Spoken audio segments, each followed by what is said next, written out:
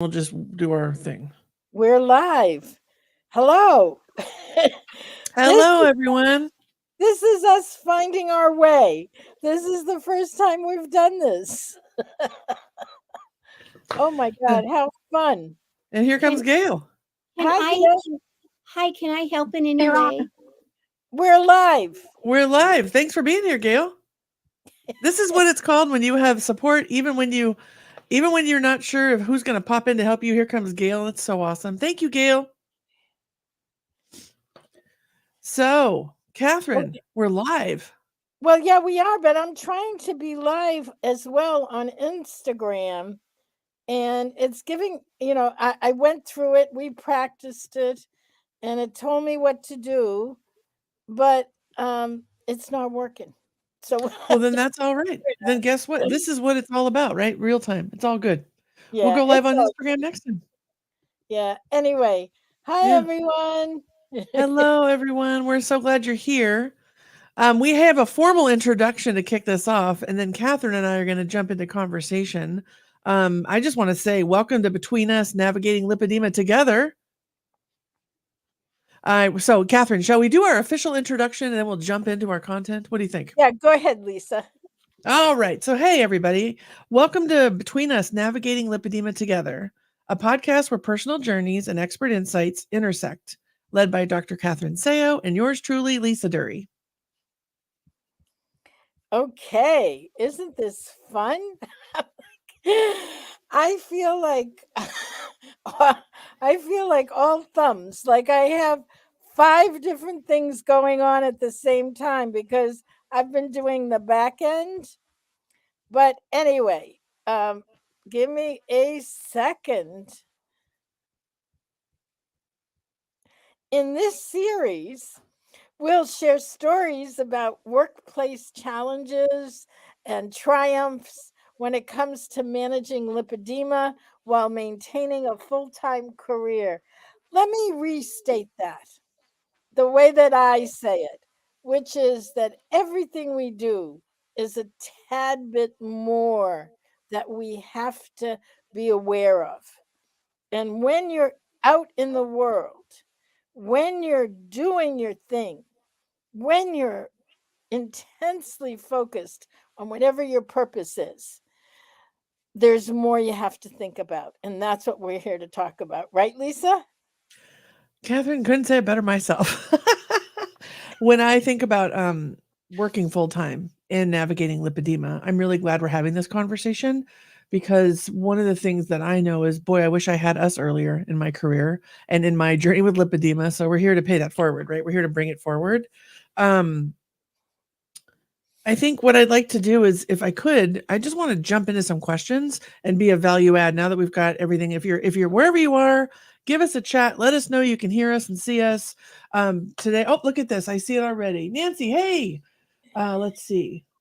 And Stina, Stina, hello. Karen, yeah. Angela. Oh, yep, so good. So good. So yeah. hey, thanks for being here. I would like to start by interviewing Catherine because, in my opinion, without Catherine, the world really wouldn't know about lipedema. And I think that's a bold statement. And I think that it's true for me, and I think it's true for thousands upon thousands of patients and medical practitioners. And I think what I want to do is highlight this inside the organizational realm too for people at work. Because one of the things I know is everything that Catherine has done started from a personal journey. And Catherine, I really just want to, if I may, ask you a few questions about, what are you most inspired by in this podcast? What are you hoping to bring into this to the world through this lens after your over 10 years of raising awareness on lipedema? Isn't she good? Oh, isn't she good? Isn't she good? Isn't she amazing? I Mm, mean, I just am blown away. Always. I love working with you, Lisa. I love So, working with you too. yeah. So, I'm going to be really out there with all of this. I decided, can I be honest? Can I be vulnerable? Can I It's be important. Yeah. just it's been a long road from the day that I sat exactly where I am on my couch here in my living room, sobbing, trying to figure out what the hell was going on with my body. I was losing my mobility. I was in horrific pain. Nobody could do anything. And I thought, it's got to be an answer. And I realized in that moment that the only answer that was going to come was the one that I was willing to dedicate my life to, that I was willing to do absolutely anything that I needed to do to find the answer. And that's what I did. And I did find answers. And I made a documentary film, and I, partnered with doctors throughout the world. And it's been such an amazing journey. And I'm 75 years old. And I am so ready. So this is part of Lipedema Simplified's transition. Lisa is moving into a much more viable, visible managerial role, and I'm moving into a quieter research role, where I talked about it yesterday very briefly. I'm not going to talk about it a lot. We're writing a book on lipedema, and but a book that should be very well received in the medical community. I'll just say that. And I just am so grateful, so very grateful for everything, every single step of the way. And I cannot imagine anything more fun than riffing with Lisa we set it up for 6 weeks, which will take us to the other side of our upcoming event. Lisa and I have so much fun when we meet. We get a lot of work done, but we laugh, we cry, we Mhm. we go around every which way, and I am so excited to share Lisa with the entire lipedema community, because as I said to her many, many months ago, you're going to take what we're doing way beyond anything we've done so far. How's that? I appreciate you, Catherine, so much, and we do have fun. And I just want to acknowledge the comments in here from Nancy and Angela. They're shouting out how much you've helped them and what Lipedema Simplified has meant to them. My personal story and the reason I'm excited to be here is that a couple of years ago, I canceled a family vacation because we were supposed to be in Arizona at the lake, and I knew I couldn't walk. I live in Oregon, and I just couldn't fathom how I could manage this journey. And my stepmom was very concerned because that wasn't like me. Now I had a lot of the body changes happening, and I've come to realize I've had lipedema, since puberty. It's shown up since puberty, but when that happened, I was really depressed, very scared, and didn't know what was going to happen, what was happening in my body. And my stepmom, Stella, sent me an article about lipedema and said, I think this is what's been going on for you. And then I found the documentary, The Disease They Call Fat, because once you know, ladies, once you know, are you not on Google? Like, that's what happens, right? So I found your Facebook groups. I watched your documentary over and over and kept seeing myself in their stories. And I don't know how to articulate the depth of gratitude I have for you, Catherine, and what you have done with the Lipedema Project and Lipedema Simplified. And the reason I gravitated toward you so much is not just your heart, because your heart is huge, but it's also that it's backed by research and science. And I haven't seen any place else that is surrounded with the pioneers and the innovators when it comes to the medical teams that you work with.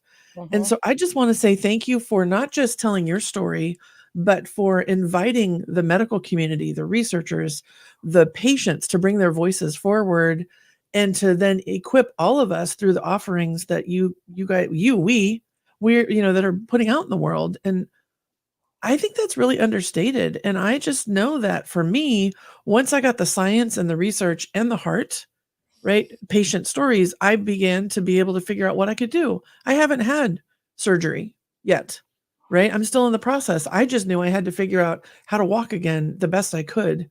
And Mhm. I wouldn't be here today in the state that I'm in, which is way better than it was if it wasn't for you, Catherine. So I'm just so grateful for you and everybody in the both programs that have done what they've done to bring it to the world.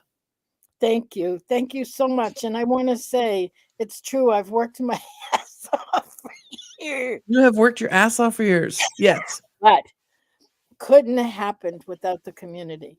I say it again and again and again. We learn from each other. We are in this together, which is what we call this, between us together, navigating lipedema together. That's what we do as an entire community. And, I want to also say that it's each and every one of us engaged, asking for solutions, being willing to do the tough stuff. Some of the stuff we do is tough stuff. It's like, I feel like the checklist of everything that I need to do in a day is longer than the hours in the day. And Mhm. so it's like, how do we do all that? So I want to say that because I'm so excited, I just want to make more than one announcement today, which is that the journal article that we have been working on for 3 years, get this, 3 years, 3 years, 1, 2, 3 years, um, is about to be published in one of the scientific journals on lymphology. And it's been 10 of us, Leslyn Keith, myself, Dr. Carmody, Siobhan Huggins, Monica Wahi, who is an epidemiologist, Dr. Gabrielle Faber from Germany, who's been part of the German guidelines that just got published. She's been heading that. She's one of the co-authors on this. It's called a case definition of lipedema. It's an actual definition of what constitutes lipedema as a disease entity. Dr. Raprich, Dr. Isabel Forner Cordera, amazing, from Spain. Dr. Raprich and Dr. Faber, both from Germany. Dr. Michelini, who's the head of the Lipedema World Association, and Dr. Stan Roxon, who is the most amazing researcher, clinician, physician, um, advocate for the lymphatic diseases.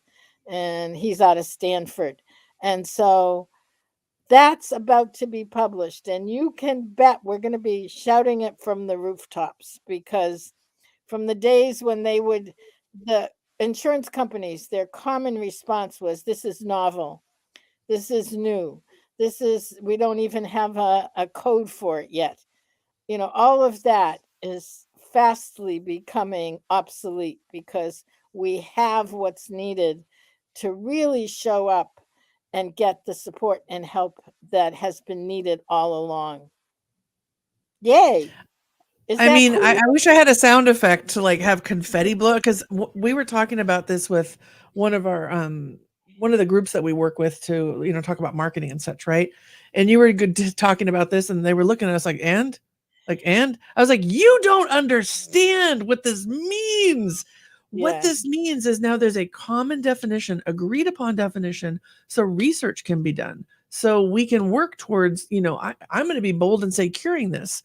But along the way, there wasn't even an agreed upon definition for research, Catherine. This is Yeah. like, Yeah. who does this? But you, of 10 plus years ago, went on this journey. And there's something about you, Catherine, and the way you show up with the common combination of heart and science that really speaks and brings groups together like this. I mean, this is a fantastic group of medical professionals, right? And what I think about this podcast for the next 6 weeks, talking about impacting, helping people with careers and lipedema.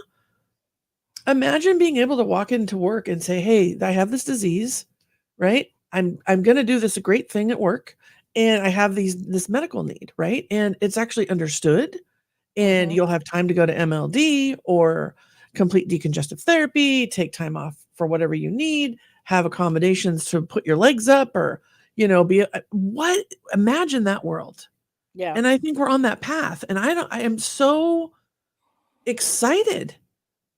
I'm so excited because 10 years ago we couldn't say this. Right. 5 years ago, we couldn't say this, but we can say it right now. I just And want I to say have thank you for that. and I have to say, I just want to point out that part of the reason, so I come from a corporate background. Um, Before I was a college professor, I was a consultant and worked in a number of very intense corporate environments. Um, yeah, Polaroid was mostly my client for almost 20 years. Loved it, loved it, loved it, loved it, loved it. And so there's a lot to be said for the kind of lifestyle where you're on the edge, where you're innovating, where you're doing things. And it's wonderful. But it's also changed a lot in the years since I was there. Susan O'Hara, who many of you know, she's just a wonderful lipedema advocate. She's actually written a couple of books, and she has a blog and is very active on social media. But she was let go of her job because of her lipedema, which is illegal, not supposed to be doing that. But, you know, Lisa and I have been talking about it's not okay. I mean, there's a lot that's not okay. We've spent a long time with the science behind it, with the medicine underneath it and throughout it. Now we need to address the anti fat bias, which is so much a part of our culture, but most specifically in the workplace. It is really heartbreaking the way that accommodations are not readily available, and they should be. Yeah. I don't know. I don't think I've said this yet, but I spent my entire life in corporate and I have a human resources background. 7 years ago, I started RLD Group, which stands for Rebooting Leadership Drive. And that's really about changing culture inside organizations. Yes. And I didn't know I had lipedema then, and now I do. And what I've noticed even in our business at RLD Group is how much more we're talking about what does inclusion look like and how might you design your team meetings to support chronic illness, hidden disabilities, right? And how do we make it safe for employees to talk about what's going on with them and not be in fear of, layoffs or being passed over for their promotions? This is a whole thing. And so I've been talking to Catherine about it and we've been working on how do we, shine a light on this. And so I'd love to bring some comments in because people are already saying, I used to wear high heels and now I can't. I always hear teachers talking about how standing on their feet all day, they can't do it anymore. I mean, Mhm. I'm a public speaker, and when I speak on stage, I have to ask to make sure there's a chair there so I can manage when I'm up and when I'm down.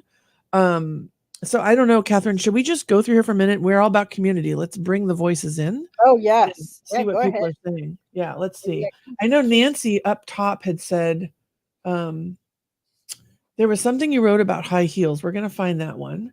And then I love Gail. So we have a community in Lipedema Simplified and Tribe, and they're all together having a watch party right now. Oh, is Nancy. Here we go. Yeah, Nancy. I used to be able to put on high heels and the train with skirts on. No more. I now have an off the books job for a couple of years, and it has its downs and its ups. Yeah. Nancy, it sounds like you've made some changes just to support your body while you're still working, right? And how many of us we've all done that, right? And it's I want to say heartbreaking in some ways for me to like see what people have had to do quietly and in hiding because they're afraid of what's going to happen. And I also know I've done that too. When I first figured this out, I was hiding like you couldn't even tell me my head was down here. Yeah, I was just like, yeah, I didn't know how to talk about it. So my highest hope with this podcast, this series right now is we're going to talk about it together and support each other. So, Catherine, any comments on Nancy's comment here? just the whole notion of how we have to learn to adapt. So much of my research, even before lipedema, was looking at body image and the misrepresentation of body image and how the media distorts it. There's so much amazing work about it. Give me a second.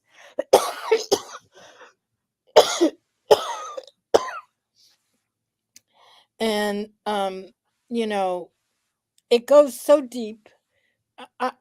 These are conversations, even though we're starting them here, they can go on for long periods of time. Because even the notion of wearing high heels, tell me what sense it makes to wear high heels. It hurts your feet, doesn't give you much mobility. It actually, there's just so much wrong with it. And yet it's a style that was adapted that had to do with making a woman's legs look in a certain way in order to be appealing as a sexual object. I'm like, huh? It's like when you start looking at some of the biases that we live without questioning. And so, uh, you're going to hear that stigma, especially anti fat bias, is rampant, not only in our culture, but throughout the world. And how that minimizes and diminishes those of us who really, I mean, what's the book that you turned me on to, Lisa? Aubrey Aubrey Gordon. Gordon, where she talks about how culturally we're really trained to demonize fat. It's the last um, discrimination that people think it's okay because it's obviously if you're fat, it's your fault. So it's very complex. And in healthcare, there's been a number of research studies. There was one that's been done at Harvard over many years that looks at implicit bias, bias that you're not necessarily consciously aware that is in operation, and how fat bias is probably the top one, even in the medical profession. Isn't that amazing, Lisa?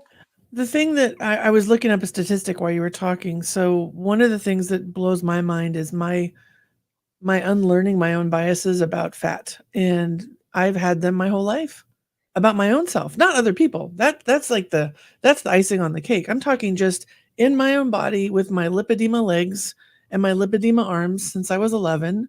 I was really hard on myself, and I thought that what's wrong with you and why can't you get it together? And I mean, I've done water pills and every diet under the planet, and I mean, for many of those times, I don't think I was quote unquote, seen to the world as Lisa is fat, right?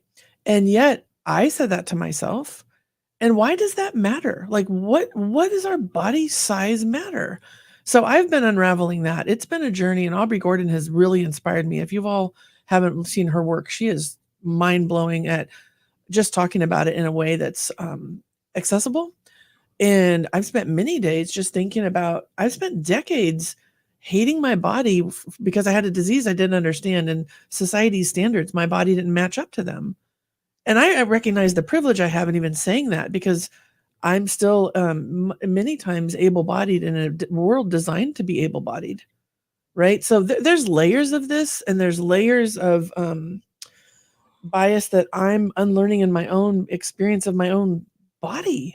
And so to think like, hey, employer, don't have bias, right? I'm like, yeah, this is a much deeper conversation. Why I was so excited, Catherine, you said yes to do this, because this is like, I don't know, the next frontier. We're talking about what happens at work and in our own minds. And I know the tape that was always running, and I catch it now, that's still running about what will people think when they see my body? Like, why is that?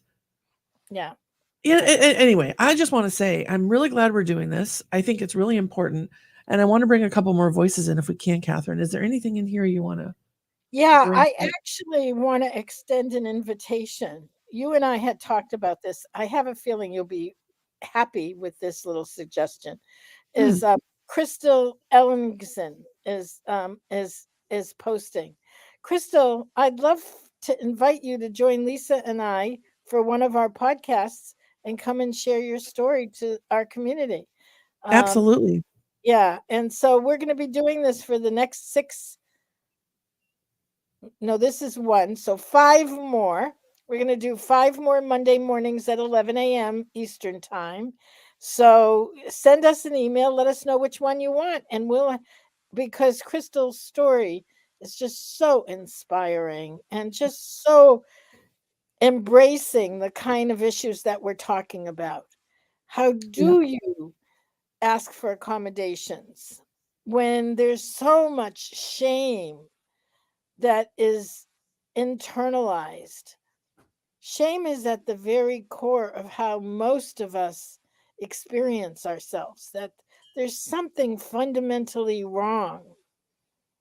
And that's what we need to not only navigate, but I think in some way have it start becoming a friend so that it can work with us rather than against us.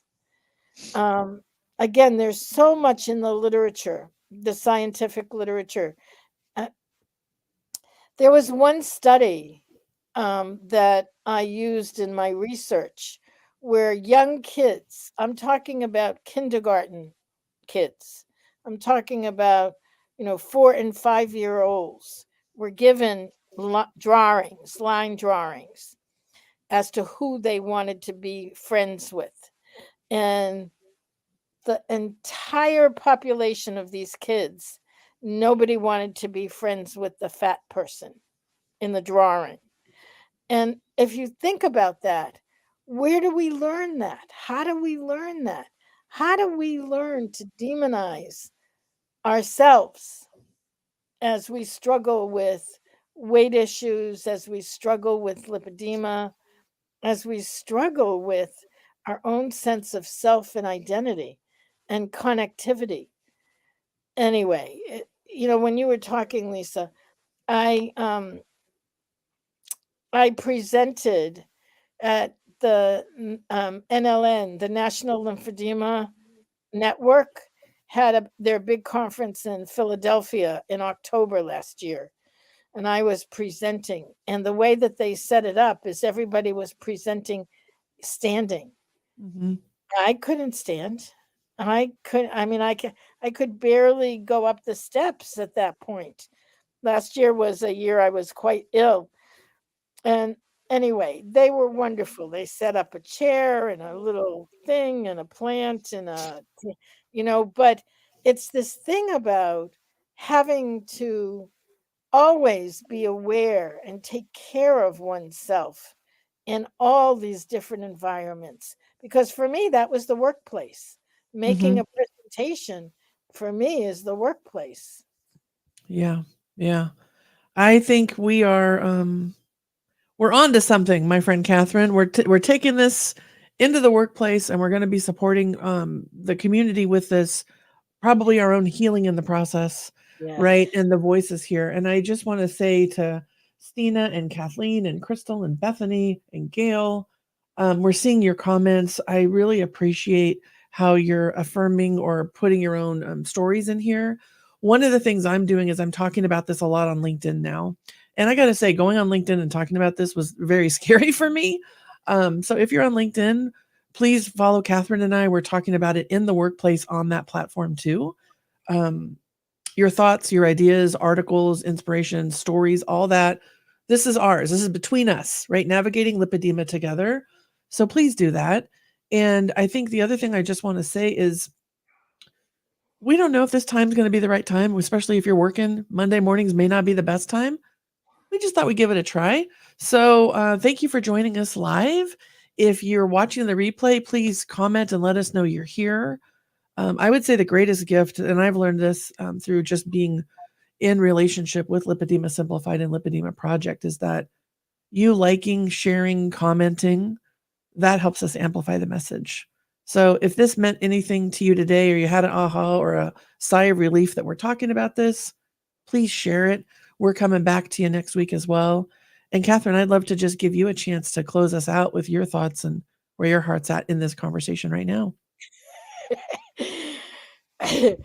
So I've been planning a long time that I'm going to sit with my feet up on the deck and just, rock for months and months and months.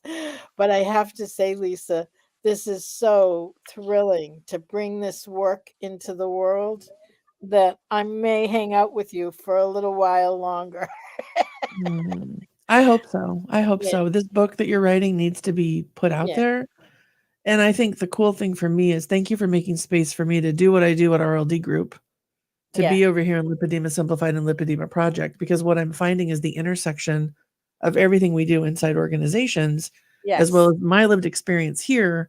I just can't think of a better way for us to amplify the message and to reach more people. So yep, yes, write the book, rock back and forth, and be here with me on these podcast episodes and beyond. I'm really yep. grateful we're doing it together. It sounds like I'm just having so much fun with this. And also, the work that I did in the research, I feel like it's finally going to have a channel, a pathway, because I want to share it with everyone. Because once you begin to know, you can't not know. Mhm. Once you begin to see and you become aware, it's like when you start to know what lipedema is, you can't not see it anymore. Same with this. When you start to see the ways that we diminish ourselves because of the internalized fat phobia, it starts to change. So, um, Crystal, pick a date. We have five. You have 5 dates to pick from. Just pick a date and send us what date you want, and we'll do the rest. And ah, between us, we're navigating lipedema together, Lisa, and the rest of the community. Yeah. Thanks, everybody. Make it a great day. We'll see you next week. Take good care.